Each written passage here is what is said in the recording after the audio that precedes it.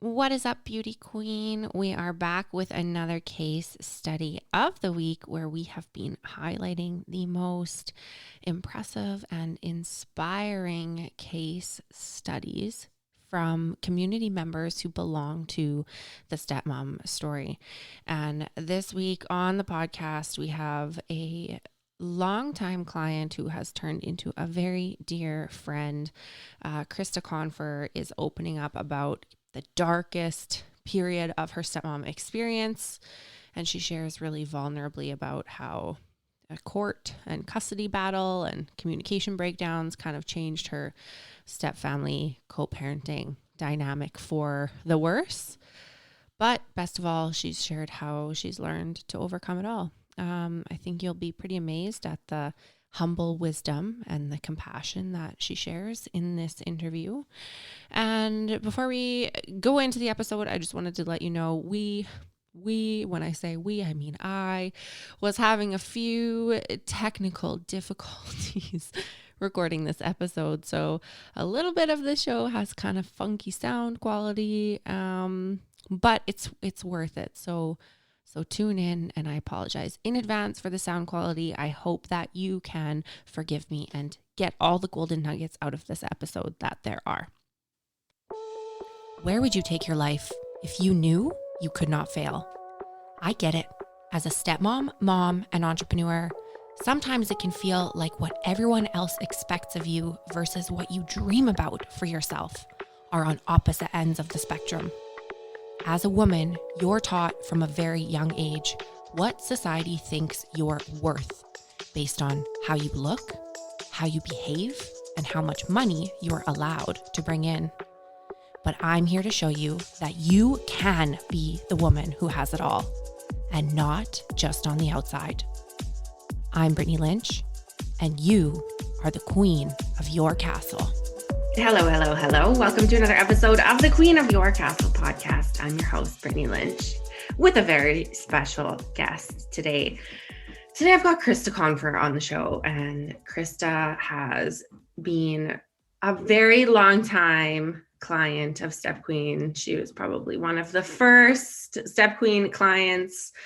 She's now a very dear friend. We send each other Christmas cards, and I'm so happy to have met her. You know, that's one of my favorite things about Step Queen. I say all the time is we have the opportunity to meet other stepmoms from all over the world who we otherwise wouldn't have been able to know. You know, like I always say, friends don't let friends stepmom alone. And thanks to Step Queen, I've been able to meet amazing people like Krista. So you guys are going to get to know Krista a little bit today. Krista obviously is a stepmom. She's going to share her story with you today and all the growth that she has done, not only in her last, 18 months inside the Stepmom Story, but the last few years that she's been on the Step Queen journey. So Krista, thanks for being here today.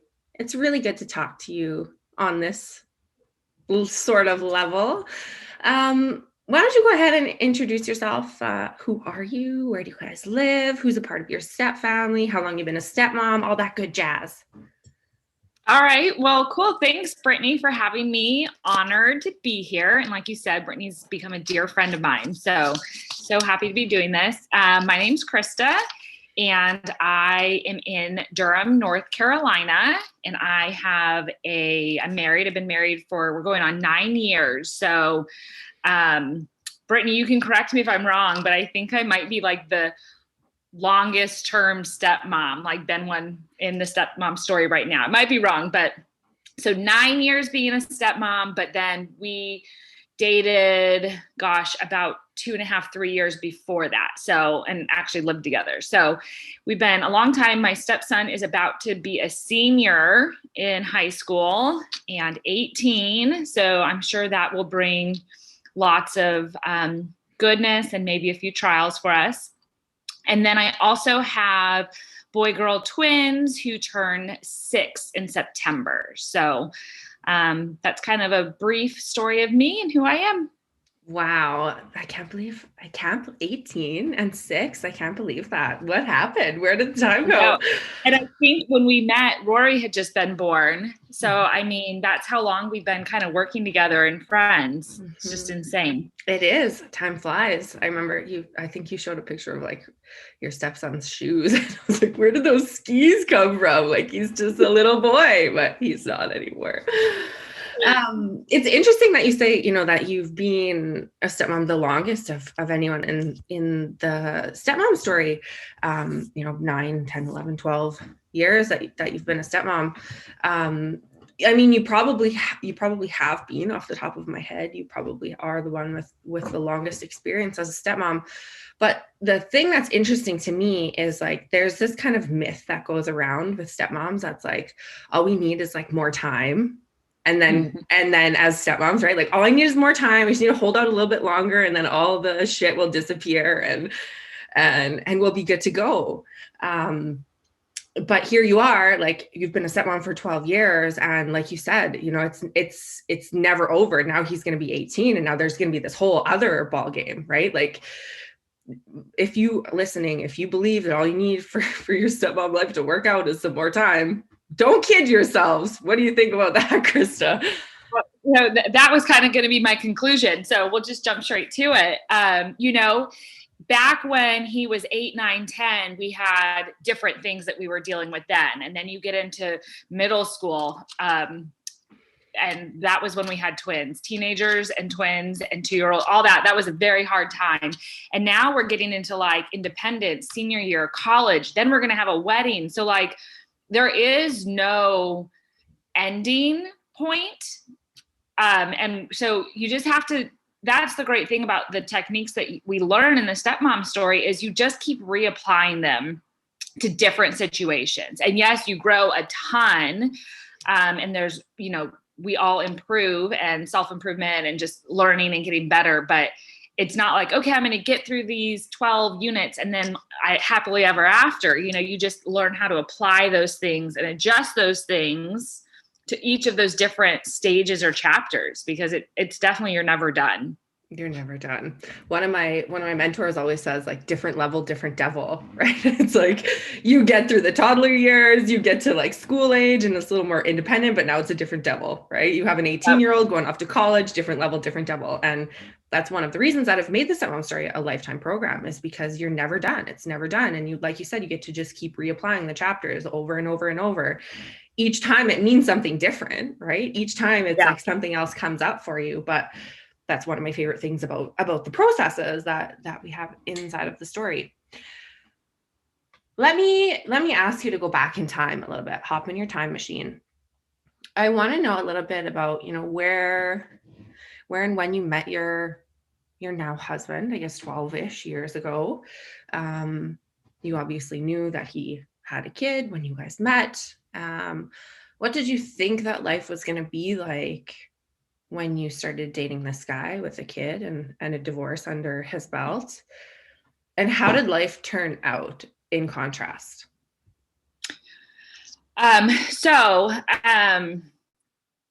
We met in a bar, and I was young. I was 24, and we're 9 years apart, so he's a little bit older.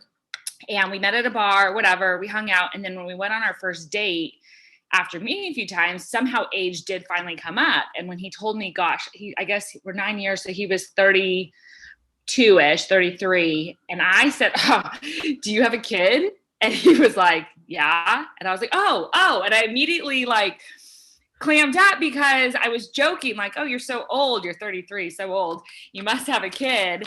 And then he was like, I do. And I was like, oh, no, I love kids. I'm a nanny. And so like, the truth is, I do love kids. I've always loved kids, always worked with kids. Just that kind of caught me off guard. First guy I've ever dated with a kid. So, like I said, our relationship went pretty fast because of just a lot of outside circumstances. So we ended up moving in together after, like 3 months. And back then, so again, I'm 24. I was still in college. I loved his stepson, still do, obviously, or his son, my stepson, still do. He was 6 at the time. So fully jumped in as far as like decorating his room and buying him clothes and vacations and fun stuff and being super involved. And now, so a lot of things went well for a while, but then a lot of things went downhill quickly with the whole dynamic of having a biological mom who was also very involved, right? So at the time, I totally didn't get it. I didn't understand why I wasn't being more welcomed into the dynamic. And now that I'm in my 30s and have 6-year-olds, I've been, especially because they're turning 6, and it blows my mind that this is how old my stepson was when I met him.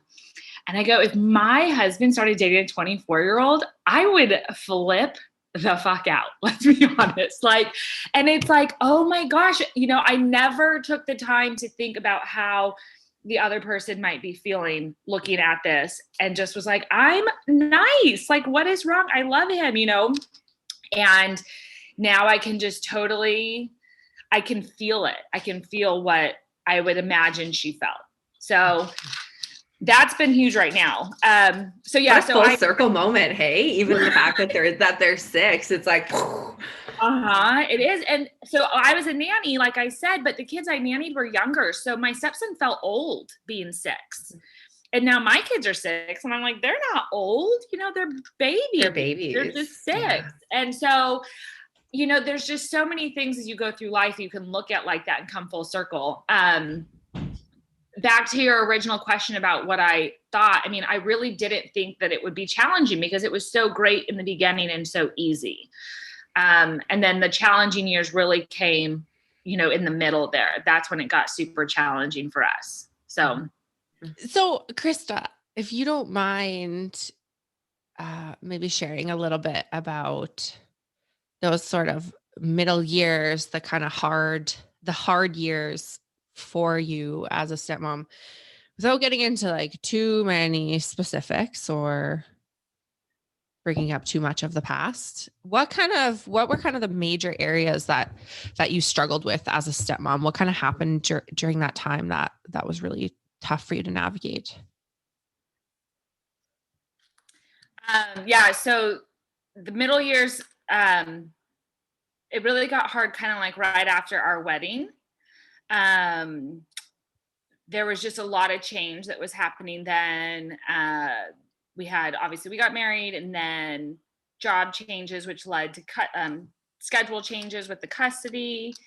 And we ended up being in court around then. And that was what was really hard, is just a lot of things happened that felt like we couldn't ever come back from, and maybe kind of haven't come back from. A lot of just anger and animosity and things like that just stemmed from that time. That was kind of hard. And then just going through the middle school years, which are hard, and just it seemed like from that point on, nothing could ever be agreed upon without, like, if one person presented something, the other was against it, and vice versa. And it could never just be like a cohesive co-parenting. So every time an email came in, it just would ruin the night, because it's like, oh, here we go. What's the next issue? And, we just could not all seem to get on the same page. So that was really challenging. And then also, so that was kind of right when we were trying to get pregnant. And so we dealt with infertility issues. And so that kind of just added on top of it, was that here we are navigating this hard time. Plus, all I ever wanted to be was a mom. And all I ever wanted was to, just be loving and provide all this stuff. But I'm being pushed back at an arm's length, and basically being unwelcome to be involved, and being told I can't do things, and also not being able to have my own children. And so that was just really, really challenging for me. That was definitely the worst time, was during that, when I can't be his mom. And not that I was trying to be his mom, but, even just like a parent, or, someone in that role, but I also can't have my own children. And I remember thinking, what if this is my only child, or this is my only place that I'll ever be anything like a mother? and I'm not even allowed to be part of it, you know? So that was personally just so challenging for me to navigate. That sounds super painful. Up to that point, like before things kind of got hard in those middle years, were you way more involved with your stepson? Like, were you given sort of that freedom to make more decisions? Were you given the freedom to be more involved with him where you felt closer? And then this dynamic shifted after those kind of court years? Or were you always kind of kept at an arm's length? So in the beginning, everything was like really great, super welcomed into everything. I mean, we had talked vacationing together. We were like the room mom together. We like all the things you think, like sports and everything. And it was just really great. We helped her move. Like we were all in a really good place. But then I'm not sure what changed. Again, lots of like circumstantial and life changes happened, and it just went downhill fast. And it actually that might have been part of what was so hard, is it was just like this abrupt change in what I was welcome to be part of. Yeah. Did you notice that the relationship with your stepson changed after that? Like, did you find that you were less close when you were given less, I guess, autonomy or less freedom to have a parental say in his upbringing? So that's a great point to bring up, actually, because I think a lot of stepmoms, their struggle is with their stepchildren, and that has really never been an issue for us. You know, from when I met him when he was 6, things were great. Everything was great. We've always had a really good relationship. So no, I would not say that. You know, what he's thinking or feeling inside, I don't know per se, but you know, never anything that was a big issue. As he grew up and, you know, now, like I said, he's about to be 18. We had a little issue, a bump in the road. Gosh, it was maybe 2 years ago now. But honestly, just such minor things that are just normal with any teenager. It could have been a nephew, right? It wasn't like it had nothing to do with anything going on between the parents. So honestly, that's been our biggest struggle, is dealing with the co-parenting, and navigating that has been the hardest part. Can you tell me or paint me a picture of how you were able to, I guess, release yourself from the pain associated with the fact that you were no longer welcome to co-parent in their dynamic? Like, how did you get over that? Because from what I understand anyway, it was a pretty big shift, right? It used to be like you were involved in everything and now you're not. And now that's essentially like taken away from you. You've got to grieve that. How did you heal from that? Like, how did you get over that? That rejection essentially probably is what it would feel like to most people. So, I mean, I think that took a lot of personal growth, learning how to deal with, you know, being what felt like being at an arm's length in my own family. And one of the things that you taught us at some point was about how you can kind of just always assume everyone's doing the best they can. And that's just huge for me, because I know I set high expectations for people. I set high expectations for my kids, for myself, everyone. And so then when people don't do things the way I expect or to the level I expect, that's frustrating. But learning that, you know, just because that's how I expect it done doesn't mean that that's what they're even capable of. They're doing the best they can with what they have. So again, looking back at this 24-year-old coming in and, you know, doing all these things, I can see now, I can feel that inside, like why I was being maybe kept out or pushed back. And then, you know, coming over that again, like having my own kids helped tremendously. That was a big step. And then just as we get older and we all kind of like life changes happen again, you can, I think I just kind of accepted that it was okay that I was a little bit separate. Can you fast forward now out of these like kind of yucky, dark sad times. Fast forward now to life today. And can you explain like what is life like for you now as a stepmom? How are you now with like that pain that you experienced back then? Who are you now compared to that dark time? Well, so, going through the Stepmom Story, if you've listened to anything of Brittany's, you have probably heard of Gina and her hamster wheel. And this is like the tangent your brain goes on.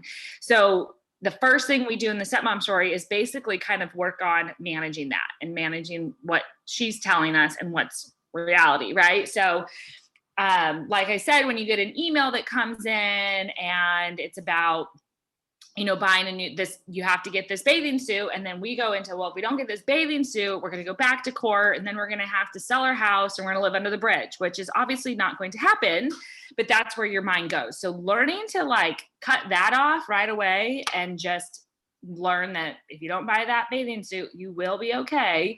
That was like tremendous, right? So that's the part where I think that my husband is like seeing the most change, because these little things would just set you off in this whole rabbit hole.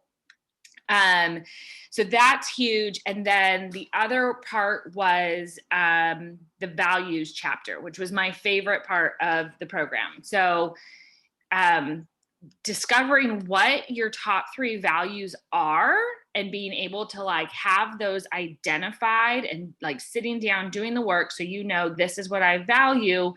It helps with making any decisions as things come up. It helps align yourself with your goals.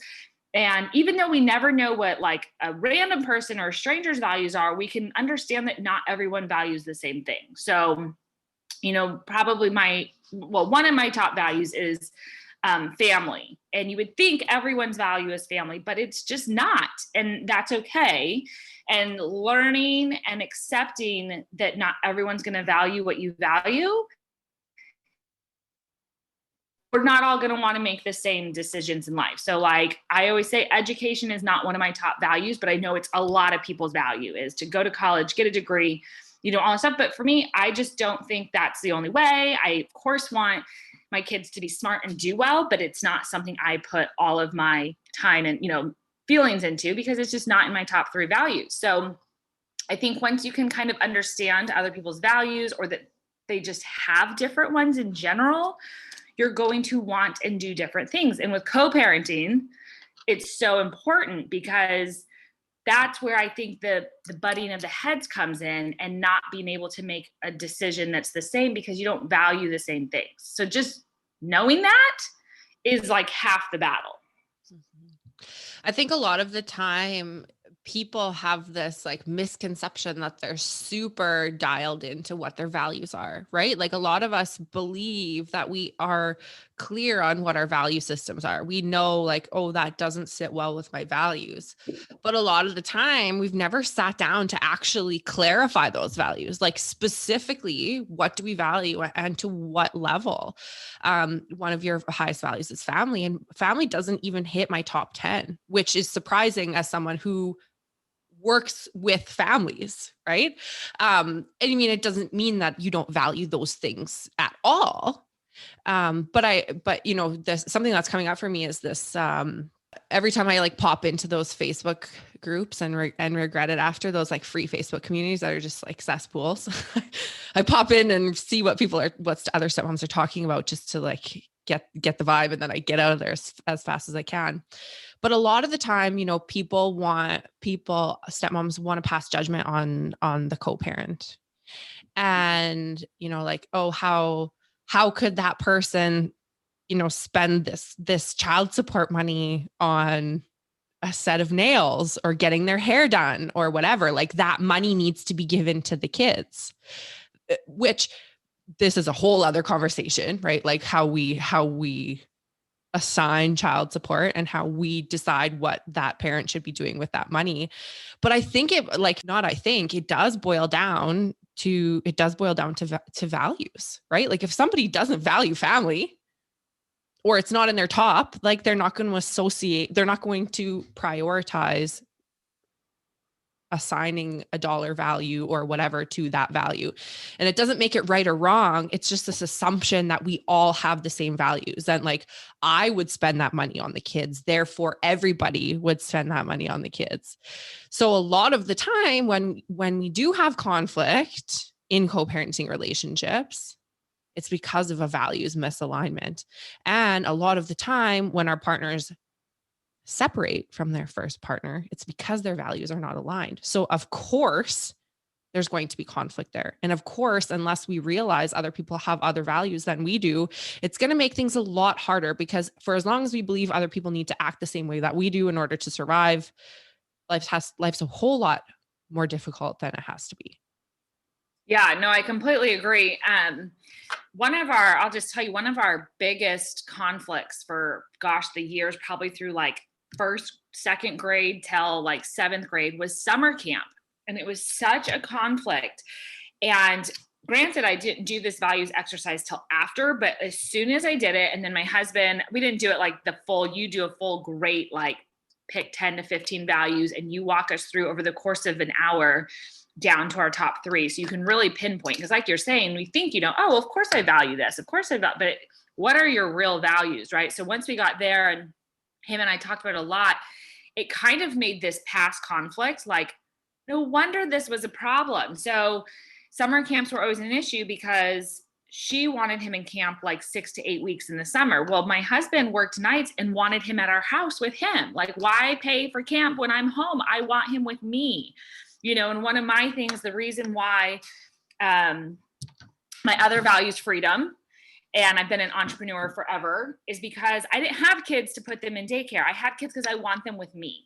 Those are my values. I want the freedom to have my kids home, the freedom to travel, the freedom to do basically whatever I want when I want with my family. And that my husbands are very, very similar as well, luckily. I think that's why the summer camp thing was constantly a battle, because it's like, why are we sending him away all summer when we're home? And this is our time. We could be at the pool and in the backyard or go to the beach and do all these things. And I don't know her values again, but assuming hers maybe were more like being in educational experiences or social or, whatever it was. I don't think it was a tactic to keep my husband and his son apart. Right. I think it was just our values and what we thought a child's summer should be spent doing were not, or their values, I should say more, because it's what I wanted didn't matter. I was not the parent. But what my husband and his ex-wife wanted just weren't matching up. Mm-hmm. And so once we kind of understood that, it was like, okay, we can kind of see why we're so far apart, and maybe we can try and come together with that. Mm-hmm. And it must have felt so nice to be able to kind of release yourself from feeling like it was like a personal attack, right? A lot of the time, especially in high conflict kind of co-parenting situations, we always want to assume that it's always a personal attack on the other parent. It's really hard to get this other perspective, to realize like people are doing their best and they operate from different value systems, right? There's a lot of work that has to go into it to be able to get to that place to feel like it's not a personal attack. But it sounds like that gave a lot of permission to be like, oh, okay, right? This makes so much more sense now than it did 2 years ago. Yeah. Oh, definitely. I mean, it definitely, because that is the other thing too. I think that not only do you have to realize people are doing the best they can, but it's honestly, most of the time, it's not even about you. It's not a personal thing about, me as the stepmom, or it's just, they're doing the best they can with what they have that aligns hopefully with what they value. And sometimes those aren't the same because we're all different. Mm-hmm.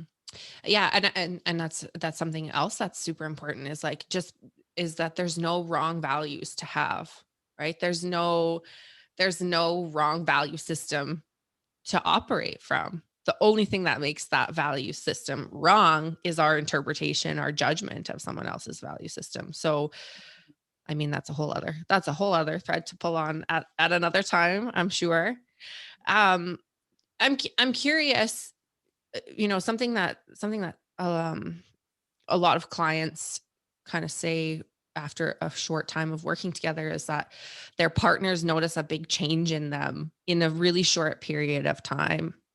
Has your husband, since you joined the Stepmom Story 18 months ago or started working Step Queen programs 3+ years ago, has your husband noticed a difference in you, a change in you, in your role as a stepmom? Yeah. So, when we were away this weekend and I was telling him that I was going to be on this podcast, and he was like, well, what are you going to say? He's like, you tell me what you're going to say and I'll tell you what I would say. And it's like, okay. So we talked about it. And then he was like, I have definitely seen a big difference in your happiness and the way you can cope with things, or you like manage the way you can manage your emotion and, your reactions to anything that comes up. Just the ability to navigate the step family challenges. So that was nice to hear that it's something that he's noticed, as a third person observing it as well. Mm-hmm, mm-hmm. And if you had a crystal ball, if you were 18 months ago or eight years ago, I guess, in kind of the midst of your court conflict and all that, like the heaviest time of your journey, if you had like a crystal ball looking into the future at yourself now and how you handle your stepfamily dynamics now, what would your opinion be of like yourself in the future? How would you be reacting to watching the way your life actually end up playing out? I mean, I'm sure everyone would say it, but I wouldn't have believed it. I would have never thought that I personally could have gotten to a place where I didn't let things bother me the way they were. I didn't let just even the mention of a name, get my blood pressure up and upset me. I think that, again, the work isn't on how to change other people or how to set other people's boundaries or how to stop other people from doing things and controlling them. It's all about working on us and personal development and how we can react to situations or how we can react to even just a specific individual, or, and how to set our boundaries to keep us in a good place. I think it was on a podcast with, I feel like it was with Sarah Gale. It might've been something else. I've listened to a lot of you. I binged the whole Blueprint this weekend. But you're not setting boundaries for the other person, right? You're not saying, oh, well, you can't do this or he can't do that. It's about what boundaries you're setting for yourself. So again, like looking back, I don't think that I would have been like, I am who I am and this is how I'm going to be. I'm not changing. They're changing. And learning that I probably learned the hard way. You can't change them. So, if you are still in the stage where you're thinking the other person's going to change, just skip that part. Go straight to changing yourself. That's the best advice I think I can give. I think I tried for 8 years to change everyone else. Well, not 8 years because I've been in this for a while, but too long to change other people before I realized maybe I'll just change. That'll be easier. And you wish you would have in retrospect, you wish you would have skipped that part altogether. And it's true. Just again, thinking that having high expectations, obviously being young and naive is what I'm going to give it, ignorant, thinking that I should have had certain roles in this dynamic that honestly, just let them go, Do I still wish that I don't feel like a mother or a parent to my stepson? And I think that was a hard thing to let go of, but it's okay. And our relationship is great. And I plan to be at his graduation and his wedding and, hopefully be some sort of a grandparent to his kids. But it's okay if I am more like an aunt or more like, a good friend that can be there for just the good stuff. Because honestly, why do you want to be part of the bad stuff? Right? I always think worst case scenario, let's pretend he fails and doesn't graduate. Nobody's going to look at me and be like, where were you, stepmom? Why weren't you doing, he's got two capable parents who they've got him. I mean, he does have two loving parents that are very capable of raising him. And so, if I would have learned at a much younger age to also just let them deal with him, I can just be part of the good stuff. I think that maybe that would have been easier too. I don't know. Mm-hmm. Yeah, it's hard. I mean, you said you were 24 when you met your husband, and the human brain is not even fully developed until you're 25. So realistically, you can't be held responsible for all of your decisions as your brain was still developing. I also met my husband when I was 24. So here we are, undeveloped brains and stepping into overnight parent roles. It's a big responsibility. And a lot of your belief systems get challenged as a stepmom, because for me anyway, there was this belief that I did have to take all of that on, that I did have to care as much about school or more about school than my stepson's biological parents. And I did have to care more about like raising a responsible, productive member of society. But, you and I both have freedom as one of our highest values, and how freeing is it to be able to be like, this is your mess. I'm not mucking in your sandbox. You guys figure this out. This has nothing to do with me. What a relief. Be there for the good stuff. And like sometimes maybe you will end up being one of their like trusted confidants, because you haven't been the person disciplining them and punishing them and taking things away and making the hard parenting decisions, right? Like step parenting, step momming, step dadding can be, like you said, like you could be like an aunt, but you can develop such a neat relationship, because you get to essentially pick and choose where to bond with these kids, where to step in with these kids. And it's not plagued with the same kind of conflict that a biological parent-child relationship is just sort of defined by. I fight way more with Rory than I do with my stepson, like every day, 1,000 times a day. My stepson and I, not like never. We never fight. Yeah. Anymore. Anymore. So would that be if you could go back in time, or like send your 24-year-old self some words of encouragement or words of support to help to the 24-year-old version of you get to where you are now? What would that piece of advice be? Would it be like skip the part of trying to change everybody else, or would you have some more advice to offer the younger version of you who is just getting into stepmothering? Yeah, I mean, that would definitely be in the letter that I would tell myself. It's so like cliche to say, but it will get better. It does get better. Granted, I'm sure if you did no work, it might not, but time helps with things because they get older. So, for the stepmoms who have like these young 4 and 5 and 6-year-olds, I mean, that is tough navigating, because they're probably in newly separated families. They're so little. They're dealing with a lot of emotions that they can't express. For us, the high school years have been wonderful. He's really a great kid. We've had very little issues in these years. So that's been nice. And, like I said, it will get better. And then just, maybe just letting more things go. It kind of goes back to that. You can't change them. They're doing the best they can. Maybe set up some more boundaries for yourself. And some of my boundaries would have probably been more like, I don't want you to show me the emails unless it like totally involves me. Whereas like we need to make a scheduling decision or financial decision. I don't need you to show me that she said this annoying thing about whatever, right? Or, and because I wasn't good at coping with it and managing my emotions around it.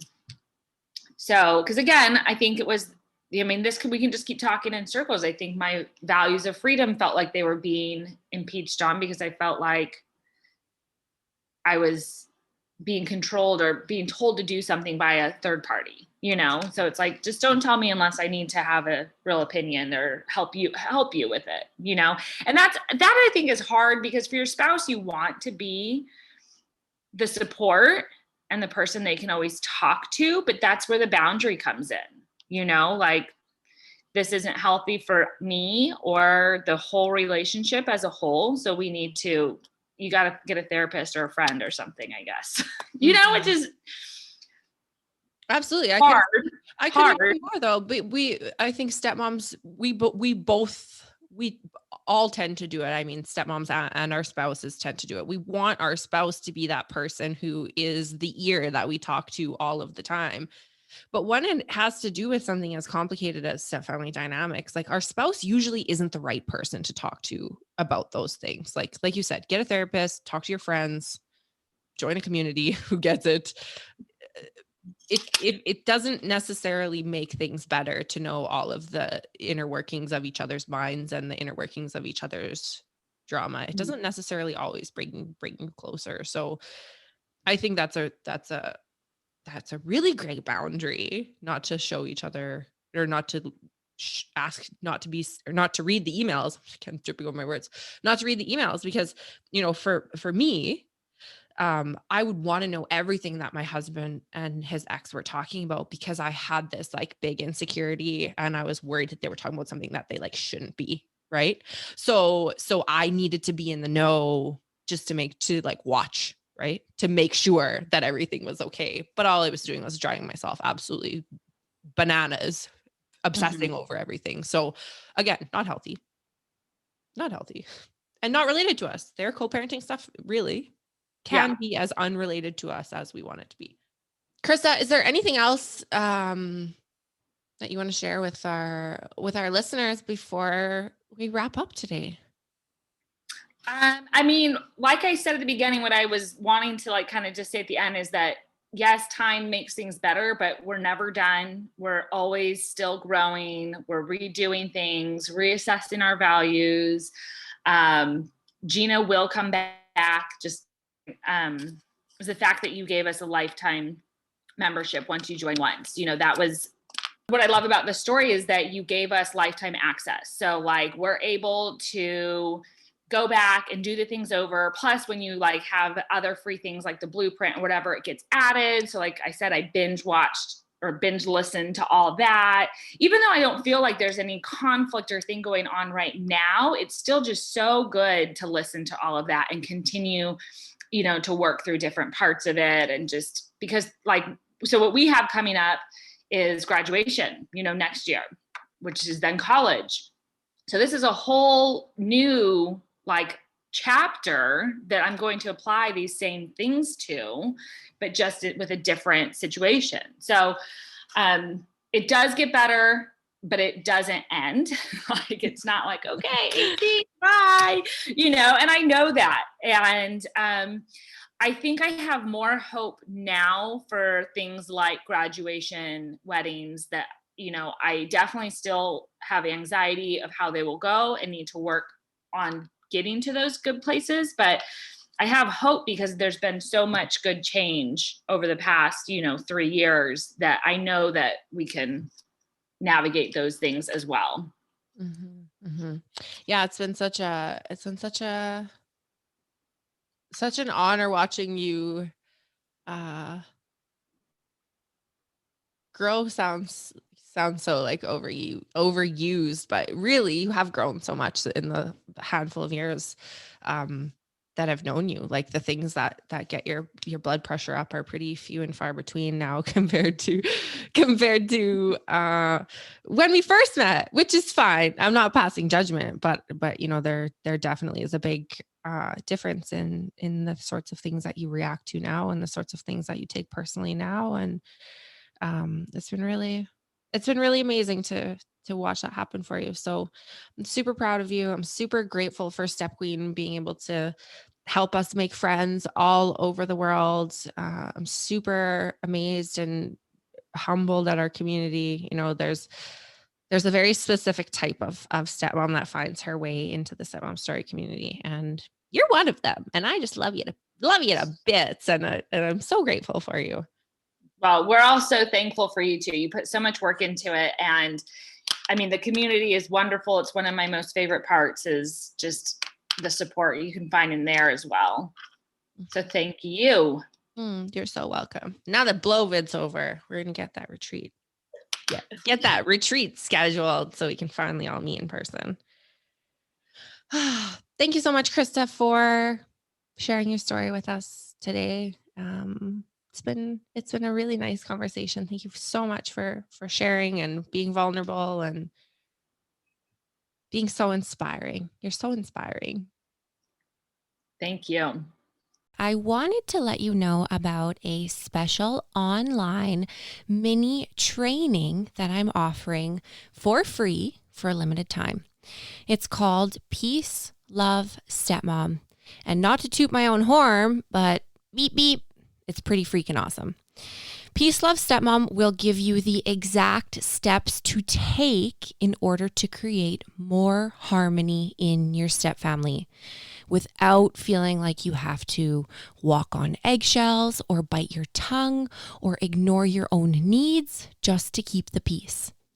Because if you are listening to this, then chances are pretty good that you know there's a big difference between not fighting and actually feeling peaceful. To enroll in Peace, Love, Stepmom and get immediate access to this incredible online course, head to peacelovestepmom.com and sign up. It's totally free. You don't want to miss it. So go to peacelovestepmom.com to enroll and get immediate access. I hope this episode got your wheels turning and showed you just how powerful you are. I would invite you to take 30 seconds and tap subscribe to this podcast. When you subscribe to the podcast, then rest assured you will never miss an episode. And in no time, spinning your wheels will be a thing of the past. Thank you for listening and subscribing. And if you enjoyed this episode, it would mean the absolute world to me if after you subscribed, you jumped on over and left me a 5-star review, and better yet, a written review. I am on a mission to let every mom and stepmom know that you can create the life of your dreams. And I need your help to change the world. The world needs us. Thank you so much for subscribing and leaving me a 5-star review. I will see you next week.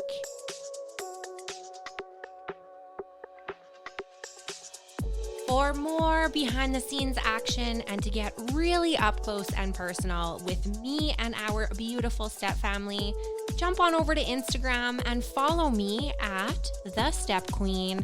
Don't be shy, send me a DM, tag me in your posts, tag me in your stories, let me know what you're up to and what about the podcast has been blowing your mind. I cannot wait to get to know you better, and Instagram is my jam. I love you so much. I love you so much. Make it rain, girlfriend.